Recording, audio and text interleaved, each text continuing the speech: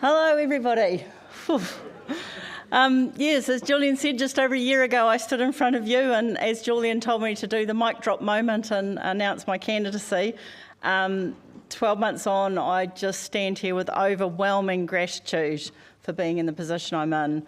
And you'll see today the team that has made it possible behind the scenes, the people that whose outstanding leadership and vision, their good old-fashioned hard work, exceptionally hard work, dedicated, unity, energy, focus, loyalty, and most importantly, their astute political navigation.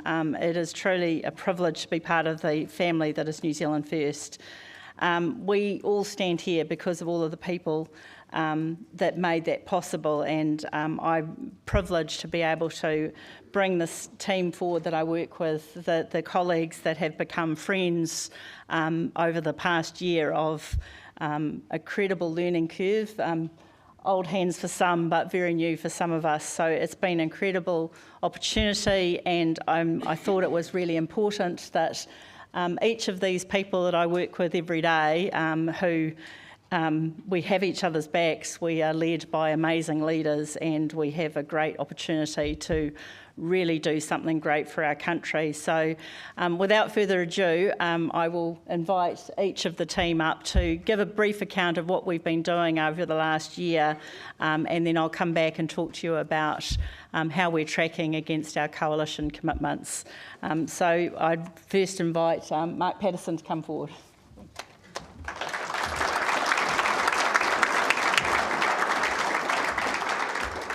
Good morning, everyone. Absolute pleasure to be here back with essentially a wider political family, and I echo Casey's words of how grateful we are for those that work so hard to help us get in this position to help enact New Zealand First policies in Parliament.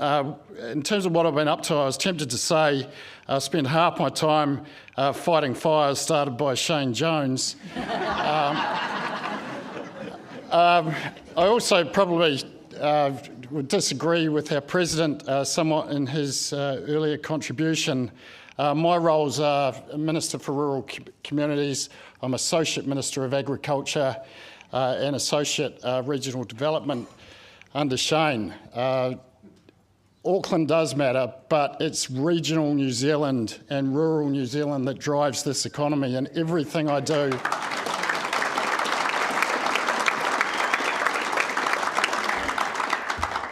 as part of this team has that very lens. Unless we are earning our way in the world, Auckland is not going to thrive. In terms of my portfolios, the rural, I'll be brief, we haven't got a lot of time, but the rural community stuff, I look through the lens of my own hometown in Lawrence, and what do we need from the government to thrive? We need a good health. We need access to decent education opportunities. We need increasingly good connectivity, and I'm working with Jenny Marcroft in her role that she'll talk about soon in terms of a piece of work around rural connectivity. And we also need a strong law and order presence. And Casey, we want our share of those 500 extra police. In my associate ag role, one of my main missions is to bring the wool industry back. The hill country sheep and beef farming.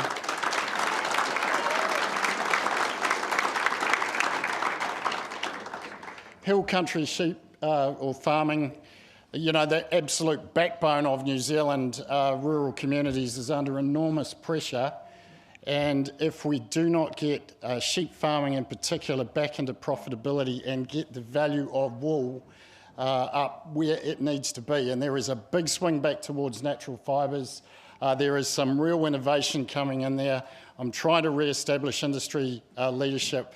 We're trying to get some investment into some of that innovation, and we actually want to do some really big things in that space and to turn that round, and in doing that, turn around the fortunes of rural New Zealand.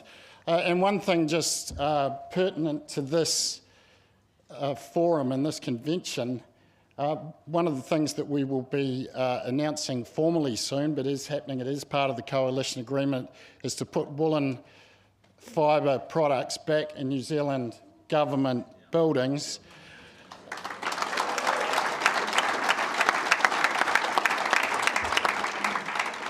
And can I say that that policy started from a remit on a convention floor at a New Zealand First Convention. So that is the stuff we're doing here today or over this weekend.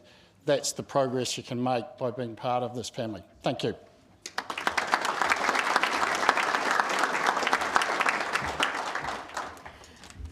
Thank you everyone for being here today, and I'd like to add my words of appreciation and gratitude, and I'd specifically like to just quickly mention 3 people, and this is something that we as a caucus do when we're connecting with people, is to acknowledge the work, the 3 years of hard slog Holly, Derek and Julian carried out without taking an income for 3 years, and the work they did to bring us back to government.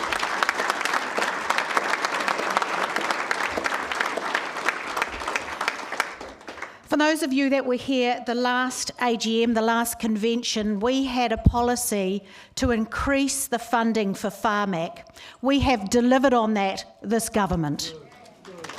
When we went into government, there was a $1.7 billion fiscal hole in Pharmac's budget. We have filled that, and we have added to that to enable more world-class medicines can be rolled out for all those vulnerable New Zealanders who are in need of them. We have now ensured that $6.2 billion over 4 years has been pumped into Pharmac. We've also ensured that the patient voice is part of the consideration that Pharmac must take into account when it is deciding which medicines it will fund. The next thing that we need Pharmac to do is to ensure that the medicines that they do fund ensure that we get the greatest health gain from the most up-to-date medicines. That's more work to be done. We also managed to, in our coalition agreement, so many great things. But one of the pieces of work I'm currently working on as a member of the Health Select Committee is an inquiry into the aged care sector with a specific focus on neurocognitive disorders. So we're talking things like dementia. We all know we've got an ageing population that's going to hit us down the line in the next 10 years. We're going to have so many people who will be requiring aged care facilities, but in particular those numbers with dementia will increase. So the committee is looking at, is the funding levels appropriate? What are the needs going to be as we progress and have more people needing this type of facility? So that's a really important inquiry we're doing, and that's thanks to our coalition agreement. I'd like to talk a little bit about one of my other portfolios, which is the Undersecretary for Media and Communications, and as Mark has referenced, that we are doing a collaborative piece of work around rural connectivity, and ours is really around resilience. As we saw in some of the weather events over last year, everyone's cell phone ran out of juice because the towers went down because they only have a very short battery life. So this is a piece of work we're looking at. What are the important towers around the regional areas, and make sure they have battery life that will sustain through more than a 24-hour period in a civil defence type emergency. So that's really important. Very unsexy piece of work, but certainly important for our connectivity in the regions. In terms of the media, and acknowledge we have media here in the room, and thank you for being here. I know for some of you, funding is an issue.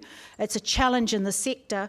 So actually to be here, we appreciate that you are here. And what we really want, which is something that I have been, as I've gone out around the sector talking to your leaders and your managers, they say to me, what does Winston want? We know he pushes hard on the media, and really he's the only political figure ever to have enough steel to push back on the media. I say to all of them, well, Winston wants fair, balanced reporting. Fair, balanced reporting. But more than that, we don't want to have media silence. Now, what is media silence? And Winston already has referred to that this morning, and I'll just give you an example. At 2020, during that election campaign, we were the story of the election because of the SFO and all of that. So the media went really hard chasing that story, and they kept going hard. But as Winston referenced earlier, the minute that all of those cases were thrown out, 3 times it went to court, 3 times it was thrown out, what did we hear? Absolute silence from the media. To have fair, balanced media, you need to not only chase the story, but follow it up. No more media silence, thank you. However, we do understand and we do have sympathy for the challenges that the media are facing currently. The business model no longer operates. $2 billion is being sucked out of, in terms of advertising revenue. Most of that is pumped offshore. We understand that is a challenge. We also understand that with AI coming down the track, it's going to be very difficult soon to be able to identify what is real, what is augmented, what does that mean for truth. Where content becomes confused with what is commerce, we've seen many examples of that. Trust and the media trust has declined, but even more alarmingly, and we've had a number of polls over the last couple of years about trust in media, more alarming for me is the avoidance that people are avoiding the media. And if you don't have an informed population, what happens to democracy?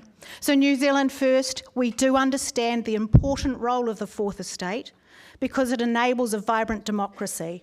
But we have to get that fair, balanced reporting back so that people can trust again and so that you can hold truth to power.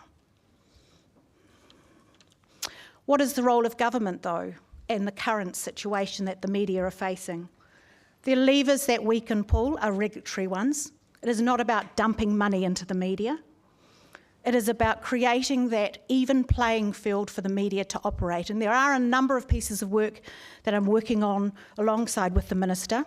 And yes, I have met with Google, and yes, they are contributing a large financial piece of money going directly into our media at the moment, but I can't talk too much about that at this stage because those discussions are ongoing. But in conclusion, the media is important to us. It is important that we hear our stories right across the country.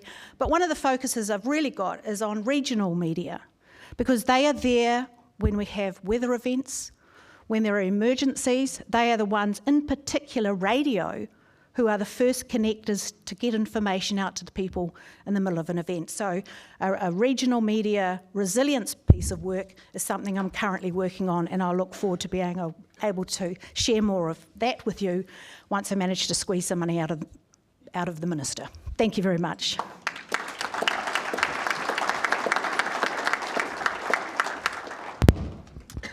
Thank you, everyone. Firstly, I'd just like to thank all our members. It's amazing experience becoming a New Zealand First MP, but representing you every time that we're in the House. And as the party whip, one thing I can report to this convention is how well the caucus is getting on. We get on with our work. We respect the fact that we're in Parliament. We turn up, we're dressed correctly, we do the right things, and we get on with the policies in our manifesto, and we're delivering those policies for you. What I'd like to go through quickly is some of my portfolios around tourism, around agriculture, around horticulture. And when you get out on the road and you get, like the Honourable Mark Patterson and I in Marlborough on Wednesday, and you actually get out and you talk in the regions and you talk about the Provincial Growth Fund, and you talk about the work the Honourable Shane Jones has done in the vision of New Zealand First, of getting our economy started, getting jobs in the regions, getting people back to work. People are so appreciative of that work, and especially in horticulture, agriculture, 20-year consents giving certainty. Those types of things, tourism, giving infrastructure that is required in the regions. It's so appreciated in the Provincial Growth Fund, and now with the RIF, the Regional Infrastructure Fund, what that can actually deliver. Just a quick, on a day-to-day basis, as being a backbencher, we are really, really busy. Tanya, Andy and I sit on the Justice Select Committee. I sit on the Finance and Expenditure Select Committee. We are doing a lot of work in those portfolios. We've got the banking inquiry coming up shortly. That's a really important piece of work for New Zealand First. We want to get in, find out about that competition, making the banking sector more efficient. It was really on the Justice Committee I want to touch on quickly. We've done the work around the gangs and making that a lot more tougher on gangs, making sure that we're making them accountable, giving police better controls and the tools that they need to control crime. There is other pieces of work in Justice Committee, like around the free strikes legislation, something I'm really passionate about, and we need to actually work really hard to make sure that we make those free strikes legislation a lot tougher than actually the proposed legislation going forward. We also do a lot of work in inquiries. We've got the 2023 General Inquiry report that's going to go up to the ministers soon. I've really enjoyed doing that work, and I really look forward to representing you over the next 2 years as your member. And please keep supporting us, and I really support the work all our members do for us. Thank you.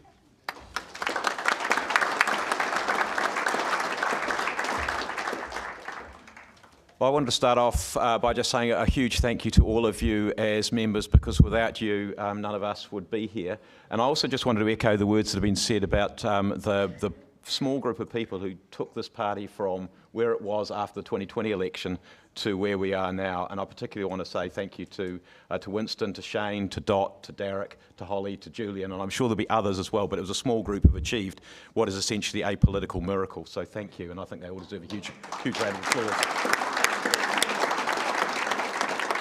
Look, for us as backbenchers, as Jamie's already said, we've got two roles. One of them is the time when we're in the House, and the other one is the time when we're in the recess week. So in the House, obviously we're sitting in the House. We have to go through some long interminable debates when Labour and the Greens are asking all kinds of silly questions, but we've got to go through that process.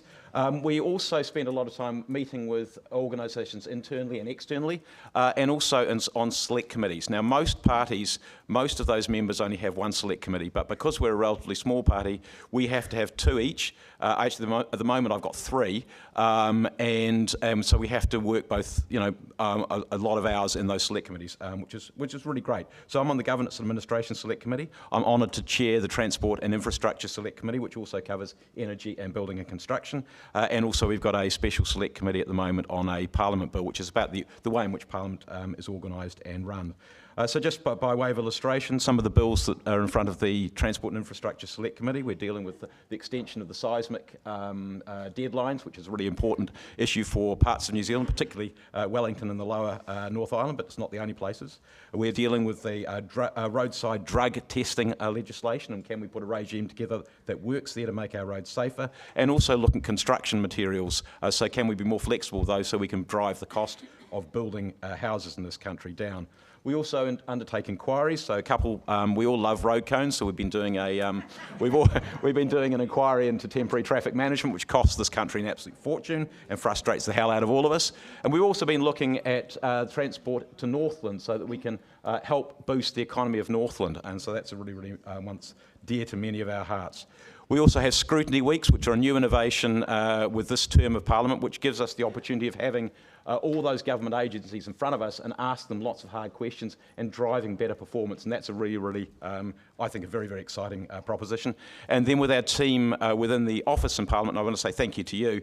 We also do research projects. At the moment, I've been working with some of the team there to look at the Maori wards legislation and whether we can improve that, freedom of speech, and the need, desperate need we've had for decades and decades for a decent immigration and demographic strategy, because we have not had one of those probably since Julius Vogel was a kid. So that's part of our job. The other part is the recess part of it. So people say, well, you're a Wellington MP, what are you doing up in Gisborne or Bay of Plenty or wherever it might be, or down in Marlborough? And the answer is, as list MPs, we don't run home after the Thursday like most of the electorate MPs and go back to their electorate. As list MPs, I say that the electorate starts at Cape Reinga and ends somewhere south of Stewart Island. We represent the whole of the country, and it's really important that we engage, as Julian said, with the whole of the country. So we get out and about and spend a lot of time on the road. I think our spouses probably say we'd spend rather too much time on the road. But just by way of illustration, over this last recess alone, the last couple of, say, 10 days or so, I have met with multiple mayors right around the East Cape, Bay of Plenty area, with iwi and ahu whenua trusts and organisations, with major corporates, looked at PGF projects, and I've got to echo that point. People are seeing the value of the Provincial Growth Fund projects in spades. Yesterday we were at a meeting elsewhere in Hamilton with a lot of the business and political leaders there, and somebody stood up and said, thank you for the work that you're doing there. With Taradale, they use Taradale, if that stop bank hadn't been raised during the floods around Cyclone Gabriel, Taradale would have got flooded, would have caused immense damage and probably immense loss of life as well. That is part of the impact of the Provincial Growth Fund, and it's a story which is not being told well enough.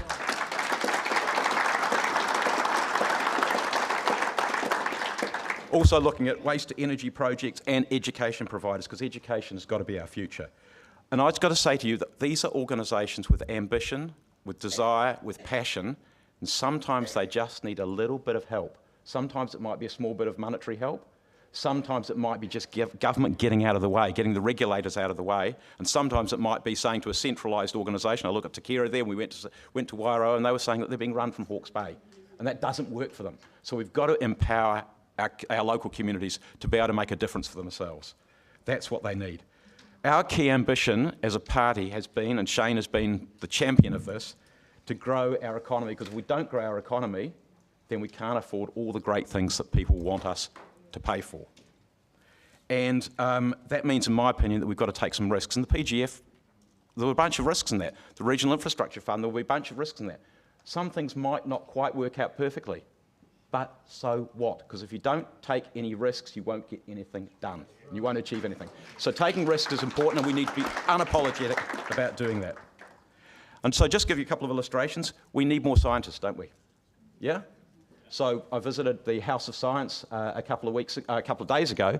They're based in Tauranga, and they are putting together great science kits for primary school teachers, because a lot of primary school teachers don't know how to teach science. They don't know what it is that they should teach. So they're putting together these great kits. At the moment, they cover a third of New Zealand. They're doing it on the smell of an oily rag and some sponsorship and other support. They would love to have just that little bit of support, tiny bit of support from central government to make their job easier and to cover the whole country, so we've got more scientists for the future. That's an illustration. Second illustration, we went to see the YMCA in Gisborne, and they are turning around young people, directionless people whose direction, if they have one, would be to gangs, prison, etc. They're turning them around, giving them some discipline, getting them up in the morning, getting them off the couch, as Shane would say, and getting them into programs so they're learning automotive mechanics, joinery, those kind of things, and they're coming out much more confident, ready to go and do vocational training and so on like that. Those are the kind of things, it's a little bit of support, we can make a huge difference to our country. The other one I wanted to illustrate was dealing with some of the major corporates and visiting some of them. The bureaucracy that they have been put through, and I'm thinking of the major port not too far from here, think of a major export organisation like Zespri, the bureaucracy which they were put through under Labor has cost them hundreds and hundreds and hundreds of millions of dollars, and affected those industries as well. We have to back those industries, and that really is the message that I think we need to take to our community. We are backing you, and that's the kind of thing that I like getting out on the road, learning from these people, engaging with those people and saying, how can we back them? So my job as a humble backbencher is to then go to the Caucus and to ministers and say, hey, can we help these people? Thank you all for your support, and we're looking forward to keeping on that great work in the next 2 years.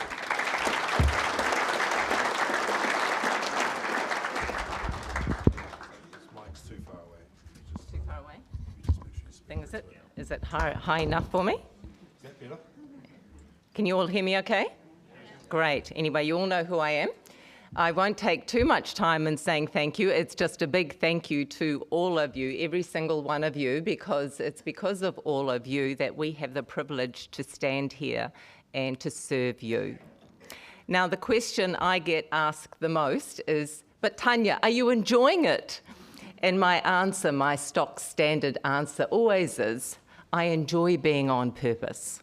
And that's what I really feel this mission is all about. When you're a public servant, you are on purpose. And I've got a little note, I've always had a little note, even when I was a coach, and it says, it's not about me. It's about all of you, and we are here to serve you. And that's why I want to say thank you, because you have chosen us to be here in serving you. Now, with my background in finance and social services, I'm on a couple of select committees to do with both.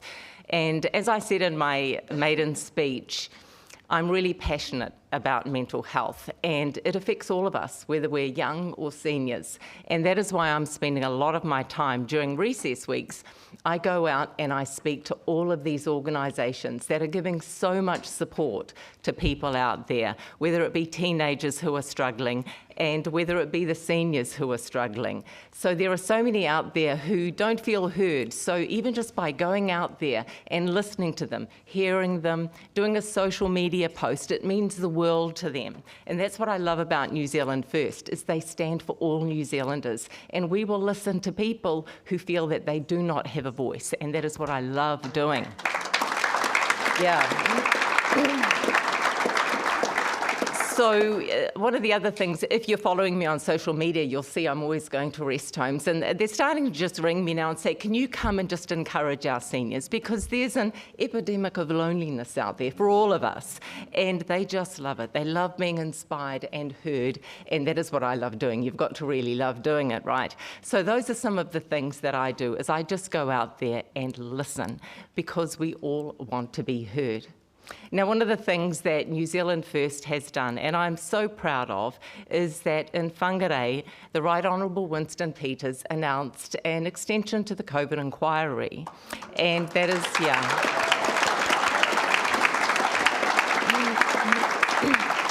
So I'm really thrilled to be part of that, and to have people reaching out and saying, we want to be heard, we really want to be heard. So I'm really thrilled that we are able to do that, and to be able to speak in the House and say things that haven't been said before.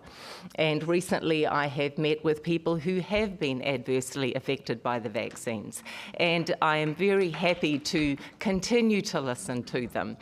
Some of them have said to me, Tanya, thank you New Zealand First, because no other party has allowed a Member of Parliament, first time in 3 years, that we have been listened to. So just know that we will keep listening to you.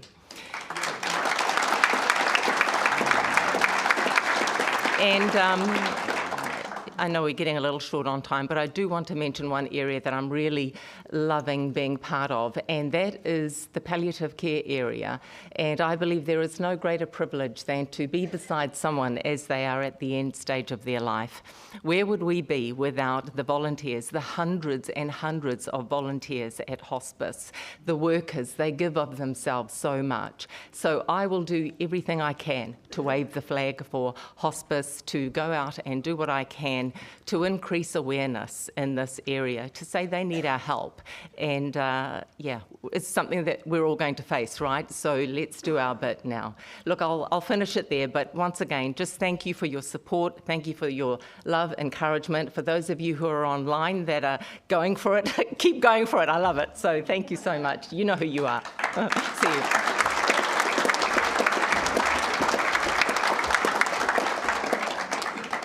So I just wanted to give a final sort of recap around our coalition agreement and what you've got in your packs, our coalition tracker. And I think before we talk about the deliverables that we've achieved on the coalition tracker, I think we need to step back and think for a moment about what we got in that coalition agreement. That is what leadership looks like, that is what political savvy looks like, and that is what dedication to core basic principles about getting our country back meant. So if you go through some of those key points, I think it's really important that we start to look at the basic principle of New Zealand First is that we stood up for hard-working Kiwi battlers that needed hope and surety that their efforts would be supported rather than a continual implementation of roadblocks to progress. So, as I've said repeatedly, and as Winston Peters has said, we needed to get out of the shadow of darkness that we had been in and return to our former greatness as a world leader economy. So this is what we've done. And the first thing we had to do under the coalition agreement, and part of our commitments, was get rid of some of those roadblocks. And that was repealing the Natural Built Environments Act, that was repealing the Spatial Planning Act, that was redirecting expenditure by stopping projects that were dragging us backwards, such as the Auckland Light Rail and Let's Get Wellington Moving, and reduced wasteful spending on cycleways. And we stopped the review of the ETS.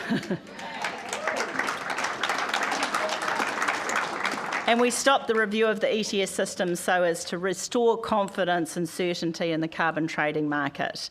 Then we had to get things moving. And that's what we did well. First and most importantly, we re-entered the world as a viable, important and effective trading partner. We have one of the best foreign ministers in the world, if not the best.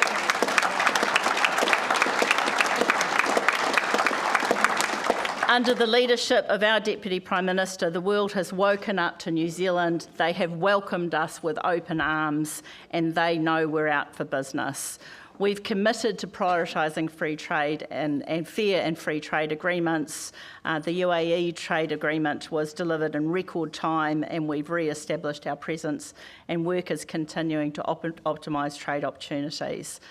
But in order to trade effectively, we have to have something to trade, and that is where the inimitable Shane Jones steps in as the warrior for growth strategies. With establishment of the National Infrastructure Agency, that will coordinate government funding, connect investors with New Zealand infrastructure and improve funding and delivery to get New Zealand growing and once again punching above our weight. We've developed the draft of the Minerals Strategy for New Zealand for provision of opportunities to use our rich mineral resources. Work is well underway to reverse the oil and gas ban through the introduction of the Crown Minerals Amendment Act.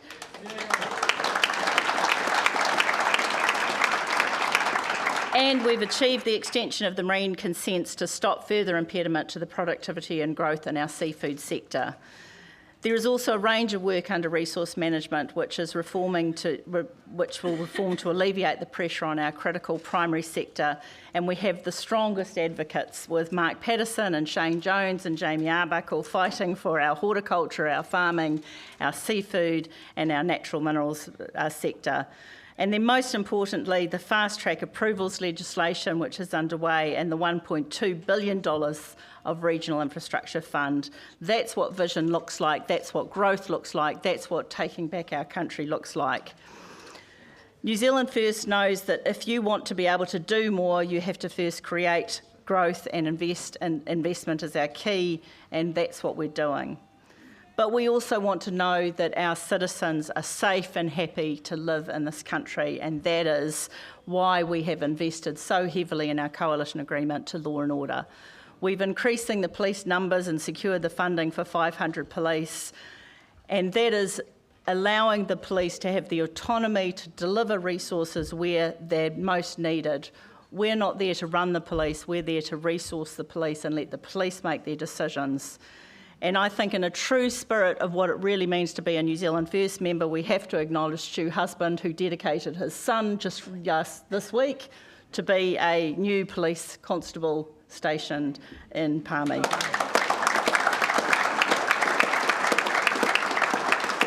We've also introduced a suite of measures to fight youth crime and get some practical solutions back.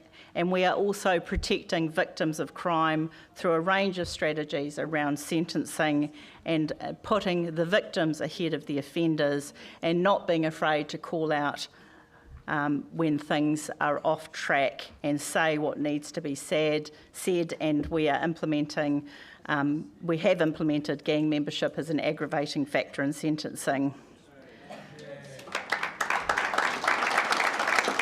Importantly, and I know I'm holding you up from lunch, but this is really good stuff, we have investing in our young people. We said right from the start, and we prioritised in our coalition agreement, that we need our children to have a good start in life.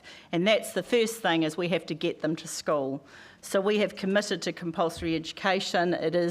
We have put in a range of measures around preventing truancy, and we're driving forward to make sure that when they go to school, they're learning, and we have committed to emphasising reading, writing and maths, and that is being delivered with compulsory time commitments to the basics of education when they go to school. We're also investing wisely in education. We've stopped the first year fees free and shifted it where it should have been right from the start to a final year free.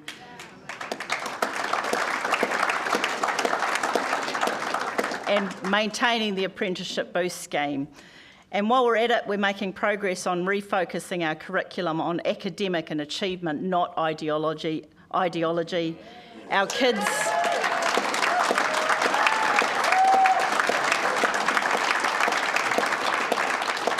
kids are not social experiments. The next part, which is passionate to me, and I was very grateful to be made the Minister for Seniors, is that we have protected the superannuation age at 65, and we're looking at practical solutions like housing options with the 60 square metre dwelling, subsidiary dwelling option being developed now. We have the Health Select Committee, as Jenny has talked about, focusing on aged care, and we are working on a number of opportunities around the gold card to ensure we optimise benefits. And most importantly, engaging with the aged care sector. And as my colleagues have all said, I get out and about the country. I think I have managed to get around most of the country, but I get round to visit the aged care sector, to talk to those that are providing those services, to talk to the workforce. And we have a significant aged care review underway with the Ministry of Health to deliver a better, sustainable and hopefully bipartisan agreement across the country. Finally, we want to ensure that we live well, and first and most importantly, we are New Zealanders with a health system that does not differentiate services, so the Māori Health Authority was abolished.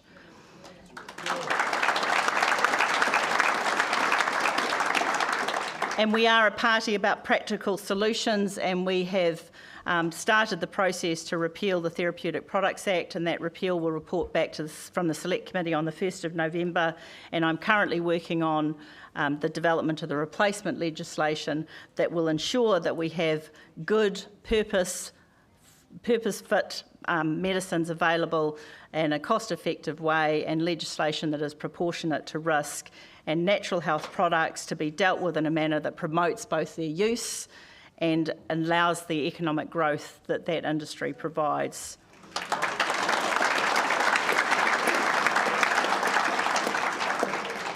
We committed to mental health with the funding of Gumboot Friday and I Am Hope charity, and we will continue to deliver practical and realistic approaches to achieve smoke-free 2025.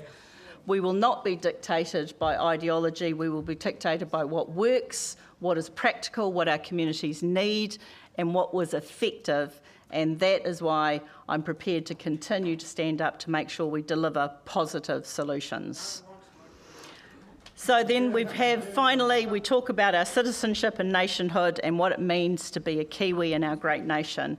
Our nation's name has been protected, and without a referendum, it will not change. The language we use in public service and Crown entities is English, and that has been confirmed. And our freedoms continue to be a priority, and that is why we stopped the introduction of hate speech legislation.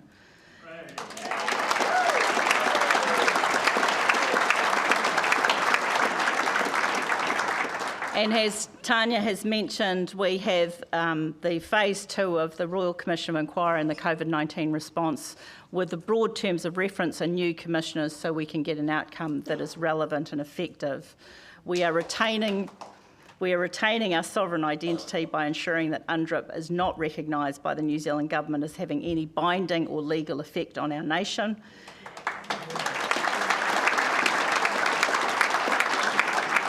And we are ensuring that a national interest test is applied to international conventions.